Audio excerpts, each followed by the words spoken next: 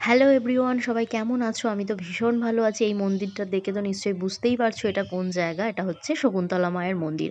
আর শকুন্তলা মায়ের মন্দিরে যে মেলা বসেছে সেটাও তোমরা জানো। আর মেলায় আসবো আর দোলনা চড়বো না, এটা তো হয় না। আমি এখন ব্রেক ডান্সের ওপরে আছি, তোমরা নিশ্চয়ই বুঝতে পারছো। তো তারপরে এই যে আমাদের দুই পুচু উঠে পড়েছে দোলনাতে। মেলায় আসবো আর দোলনা চড়বো না, এটা কখনো হয়? আমার তো ব্রেক ডান্সটা ছাড়া আর কিছু ভালো লাগে না, বাট আমি ব্রেক ডান্সটা চাপতে খুব পছন্দ করি।